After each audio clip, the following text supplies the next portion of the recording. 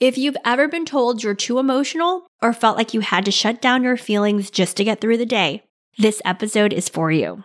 We're taught to regulate emotions by calming down, but real leadership requires more than just composure. It requires emotional capacity.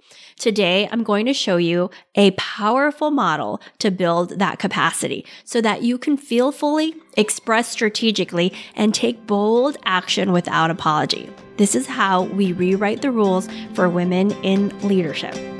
Welcome to The Balanced Leader, hosted by Yan Dang, a leadership and life coach with over 20 years of corporate experience.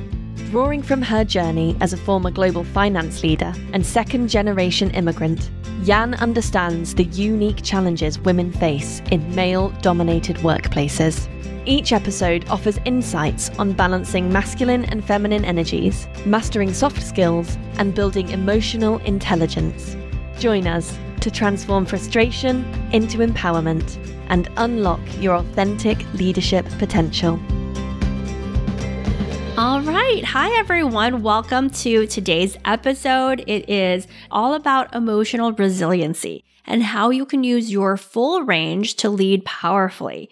So I want to dive in with first understanding the difference between resilience versus suppression. I think there's a lot of things out there where it is confusing with all of the emotional frameworks out there. People don't really know what emotional resiliency means and is because it's not always easy to be taught. It's hard to understand how it shows up.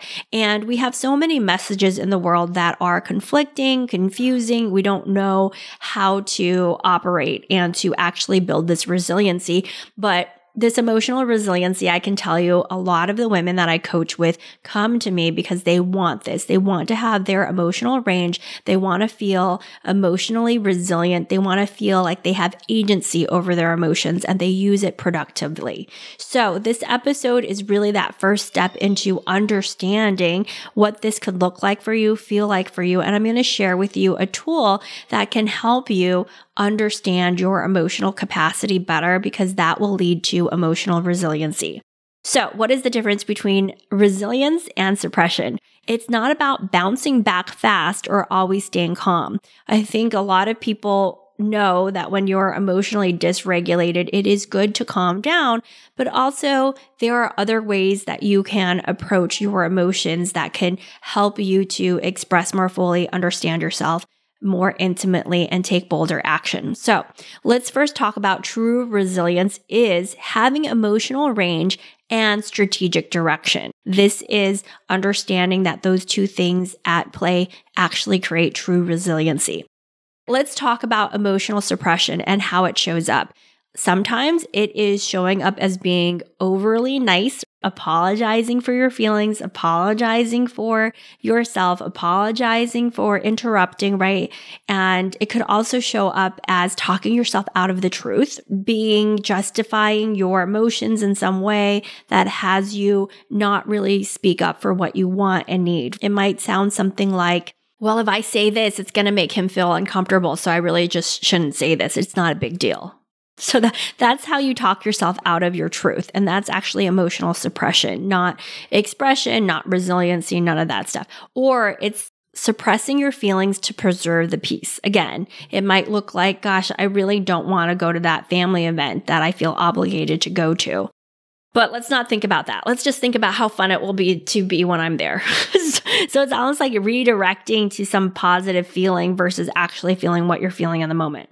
And then the next one is around following rules at the cost of authenticity. Again, this is where you suppress your emotions and you abandon yourself. You decide like, okay, well, I was asked by my boss to come to an event, even though that means me not going to see my best friend who's in town. This is where we abandon ourselves and we follow rules at the cost of our true authenticity. We want to be that good worker, that good soldier, and we decide to suppress our emotions and just follow the rules and just decide that that's what you're going to do because you don't want to feel any other emotional upset. So again, that's emotional suppression, following rules at the cost of authenticity. But what you can do, and this is part of building your emotional capacity and resiliency, is learning the different ways to deal with your emotions and knowing that you have different emotional facilities within you. So this comes from the book, The Heart of the Fight from Judith and Bob Wright. It's the right model of emotional facilities. And it really explains how you could be using your emotions in different ways and the different facilities that you have possible for you. And I'm going to share with you what they are, but also how they typically show up for women and men. If you imagine that there's 4 different ways that you can go with your emotional expression and your emotional facilities, there's the down, grounding, calming our nervous system. Think about this as breath work, body scanning. It's an important tool, but it's only a tool to ground downward because oftentimes, if we are having really, really strong emotions, then it's important to slow ourselves down and emotionally regulate downward, down regulate. So this down regulation happens where we want to calm our body, we want to take deep breaths, we want to notice ourselves before reacting quickly. Typically, notice this in women that are feeling lots of emotions. Sometimes women are often encouraged to down regulate, like, oh, you're being too emotional. Why don't you go take a walk? Or why don't you go do something? Or why don't you take a break? Sometimes you're going to notice people wanting you to down regulate because it makes them feel uncomfortable. Here's another piece. There's up regulation. Oftentimes when people are really bored in their life, this is a good sign that you need to upregulate. You need to feel more emotions. You need to connect with yourself better. Upregulating is mobilizing energy. It's activating passion, anger, courage, maybe even fear, noticing what's coming up. A lot of times we in the world are just doing things and ignoring our emotions, and we don't even know how to upregulate. But if you're bored and if you're feeling not really interested in your life, this is a sign that you need to work on this upregulation. It's needed when you have been quiet for too long, when you've been, kind of in your shell, when you feel disconnected from yourself. It's important to know how to upregulate. And then there's the in. So this is that arrow pointing inward. There's the reflection and introspection. And this is where you want to ask yourself, what am I feeling? What do I need? What is this telling me? So with that emotion, you want to be able to ask yourself these things. And then there's out. This is the expression. This is communication. This is turning your inner world into language that others can understand and respond to.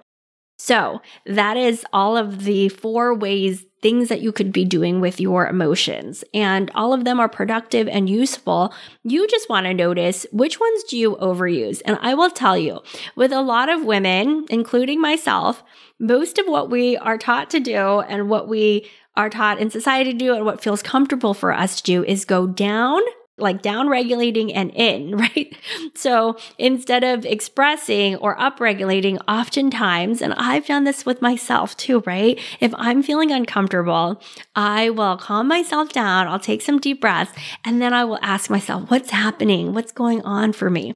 Which is not a bad skill, but you want to know that you need all 4. True leadership needs all 4 facilities, and you want to be playing with all 4 of them. And this is what emotional agility looks like. Being able to, maybe it is going down and in, but it's also about going up and out. A lot of men are much better at going up and out. They're angry. It's like when I see my husband in the car and there's traffic, he's angry and he goes up, he gets like saying all these things and then it goes out of him, right? He actually speaks it outwardly. He has that sort of entitlement to own his upset and just name it and say it. And actually, that's a lot of work for women. Women oftentimes self-silence and they are not actually speaking up and they are pushing it down and suppressing it and putting it inward and trying to justify their feelings or hold back. Instead of saying the uncomfortable thing, owning it, being able to upregulate, to really feel why they're angry, to feel why they're passionate about something. Oftentimes, if you are not super emotionally mature or you didn't grow up with a family that had a lot of emotions, you might be scared of your emotions. Or maybe you had a parent who was angry and you swore to yourself, like, I'm not going to be angry. Well, the part that I do with a lot of my clients is that we need to reclaim your anger because there's life force and there's power in that. And learning how to upregulate that and understand what it's there for and to express it outwardly, this is powerful. A lot of times for people, and it was for me too, it feels really scary because it's out of the norm and it's unfamiliar, but it is powerful.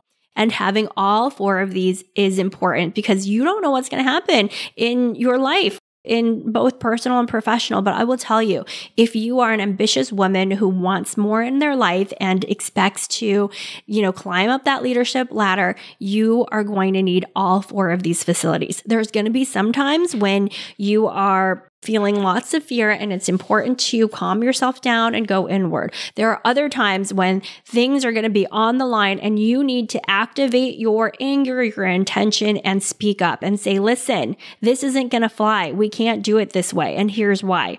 This is why it's so important to work on these facilities and to give yourself permission to practice them.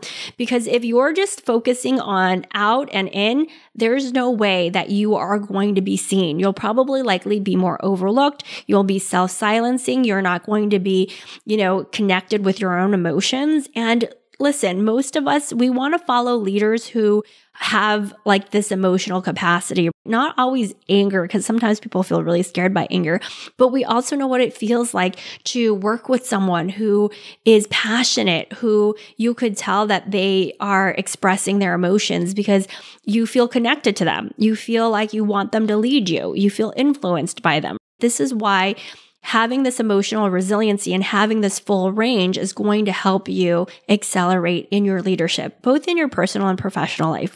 You need to have these also in relationships. I use this with my husband all the time. It's important that we are able to express. For him, he's working more on the in and, down, right? So I'm working on more up and out. But this is important. You want to notice for yourself, of these 4, what is my go-to? What do I usually go to? And what does growth and expansiveness look like for me as I build my emotional capacity? Because this will lead to more emotional resiliency, having more facilities to be able to use your emotions in this way. Let me ground this down into some real life examples because I think oftentimes, it can feel really abstract. So let me first share with you a client that I'm working with who is having a really difficult time at work. So my client is been given an expanded scope. She was given a new team and more deliverables, but there's a lot of open positions, which her boss says we can't fill. So what did she notice for herself? So again, historically, when we started working together, a lot of, down and in, trying to make it work, trying to figure it out. But here's the thing, it's not working out. She's not able to do what she needs to do, what the company needs her to do, because she's lacking resources. So this is her ability to go up and out, which has been the work that we have been working on for a while. So I was super proud of herself, even though she came into our coaching session saying, I lost it. I was so angry. This isn't good for me. But then when I asked her what happened, she said, I was so angry. I sat down and then I wrote out exactly what I needed from my boss. I said exactly why this whole plan doesn't work, exactly why I need resources. And I laid it out there and I sat on it and I wasn't going to send it, but then I chose to send it. This is a great example of her going up and out. She used her anger. She used her anger intentionally to say what was so. Not blaming people, not, calling names or whatever. She literally just said, this is what's happening. These are the deliverables that are needed, but this is the staff and this isn't going to work. So she also, that emotion allowed her to put her foot down, allowed her to put her stake in the ground and say what's so. And what happened, even though she afterwards was like, oh my gosh, I don't know if I should have sent it or not. But guess what happened? Her boss actually said, give me until the end of the month. That's everything. That's huge, right? She could have just been placating him or trying to do the job, resentful, but she gave him her intentional upset in an email, clearly defining how this isn't going to work. And he met her with an answer. Now, maybe she doesn't love the answer because she's got to go a month without it, but that was an answer. And he didn't go into any drama or anything like that. So that really gave me clarity about how clear her email was, because he responded with something that was just as clear. So this is what you want to notice, right? When you show up with your emotions and you show up with your clarity and you allow yourself to be with those emotions and actually express it in a way, oftentimes we as women question that responsibility. We think maybe it's irresponsible. We think maybe we've gone too far. But if you don't know what it's like to go too far or to even be able to express it, you're not going to learn. Like, part of the learning is to do it, you know? And I'll share a situation where I felt like I went a little too far. I was really angry about something. And my team member said to me, oh, I just did this because I needed to get it done really quickly. And so I did this calculation, and I felt like I lost it too. I had the same thought about myself as my client did, where I was like, I got really angry, I got really frustrated and said, how could you let this happen? This can't happen. This is not right.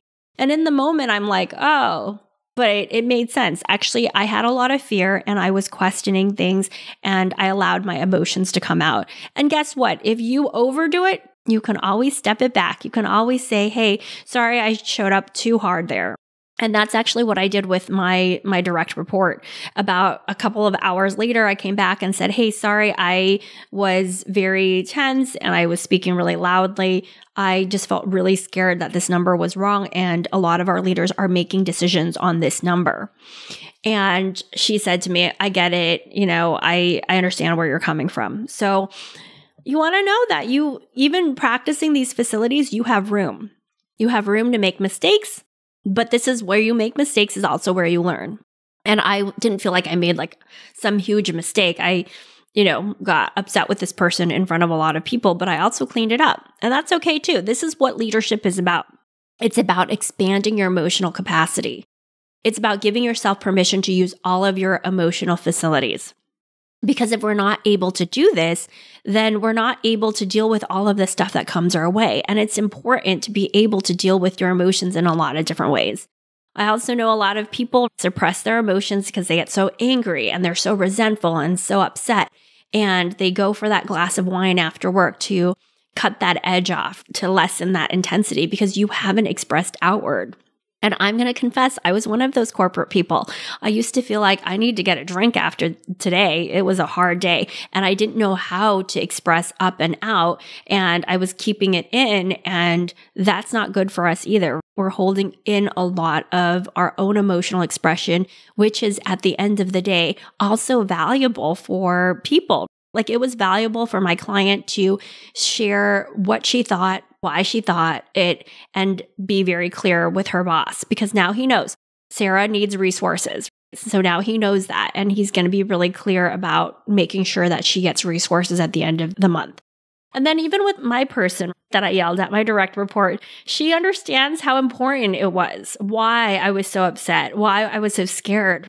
And this is good learning for her too, as she continues navigating her own corporate world and how she wants to deal with leaders and why the work that she does matters so much. So you want to notice that. And so we want to be able to have these facilities because it's important to have this range and not always just go in and down. That's what a lot of women do. And if you're going to go toe to toe with other men, you have to be able to express, and you have to be able to say what's so in the moment and interrupt in the moment in a way that is in line with your authentic leadership. And it takes practice. So you got to just try it on and see how it is. So those were two real life examples of why it's important to speak up and out and to be able to notice and regulate your emotions at the same time, right? And that these facilities, they're important to be able to have a lot of emotional agility. So why this builds true power. Spaces weren't built for women to lead emotionally. So we're rewriting that. There is a lot of rules in society that say women need to self-silence and please. And really, the research that I've seen around self-silencing that women are doing, it's causing them to have more autoimmune diseases. It's causing them to have a lot of health concerns and mental health pieces. I'm even reading an article about how much it takes women to cognitively hold back anger and how exhausted people feel because they are not giving themselves permission to be angry, to notice they're angry, to be angry, to honor their anger, to even speak up. So when we use all 4 directions, we are responsive, not reactive. There's a lot of other places. You'll be less emotionally triggered when you're more responsive. Emotionally triggered happens a lot of times when we have a lot of built up emotions that we have pushed down and in. And so when something happens, we're so triggered. Like I was just talking to my husband today about being emotionally triggered by my dad. I have a lot of past experience where I pushed myself down and in, and I didn't speak up for what I wanted. And so when things happen and I get triggered, it all kind of comes back. But the more I'm able to speak up, get clear with myself, and emotionally regulate up and give myself permission to feel, I'm able to get back to myself and get true to my authentic leadership and feel more powerful in me versus things are happening to me. This skill makes you trustworthy, clear, and compelling without being a doormat or a bulldozer. Did you see that example that I gave around my client? She isn't a doormat, but she also didn't give her boss an ultimatum. She just said what's not working. And by being able to say that clearly, he gave her a clear response back. Emotionally resilient leaders don't shut down emotions. They channel them. Again, you've got choices. You can go in, you can go up, you can go out, you can go down, right? You want to notice for you, what are those emotional channels that you haven't utilized enough? Again, like I said, for most of the women that I coach, it's going to be up and out. So oftentimes we are self-silencing. So I want you to go out and practice this. I want you to notice for yourself first, using the 4 facilities. What do you usually do? Are you usually going up? Are you usually going down? Are you usually going in? Or are you expressing out? Sometimes people have the opposite problem. They go too quickly to up and out, and they are seen as like a hothead, and they're seen as not really holistic. They're seen as reactive, right? So you just want to notice what is for you. Like I said, for most of the women that I am coaching, it's really that in and down that they overuse. So again, ask yourself, what direction do I overuse? Which ones do I avoid? And you want to practice those ones. So oftentimes, if I notice anger now, I want to go up and then I want to go out. But sometimes I want to go in to understand myself too. So this isn't about, you're doing something wrong. This is about expanding your toolkit, expanding your tool belt, having a bigger emotional range, having other ways to express yourself and be with yourself and your emotions. So before your next tough conversation, ask yourself, do I need to go in first? Like, are there things that you need to ask yourself about yourself first? Do I need to activate more fire and go up, upregulate yourself? Or have I grounded myself? Am I grounded enough to have this conversation where I am not breaking down in tears and I can actually speak up in a way intentionally? So that's the last one. Am I ready to share out with intention? So these are the 4 ways you get to be with yourself. There is no wrong emotion. There's only unpracticed expression. There's only unpracticed skills that we're learning in this episode that will serve you really well in your leadership and in your life. So, if you've ever felt like you had to mute parts of yourself to be taken seriously, this episode is your invitation to try a different way. Leadership doesn't require less emotion. It requires more capacity. The more you use your full range, the more powerful and sustainable your leadership becomes. The more you become authentically aligned with yourself. All right, that was the episode for today. I would love to hear your feedback on this. I would love to hear how you're using this. If you are going up and out and starting to build this emotional resiliency for yourself, I want to hear how it's impacting your leadership and your life. So feel free to DM me on LinkedIn or on Instagram. I personally reply back myself, and I'd love to hear from you. All right, have a beautiful week. I will see you next week. Thank you for being a part of the Balanced Leader community. We hope you found today's episode inspiring and actionable. For more resources and to connect with Jan, visit us at aspire-coaching.co. Until next time, keep leading with confidence and purpose.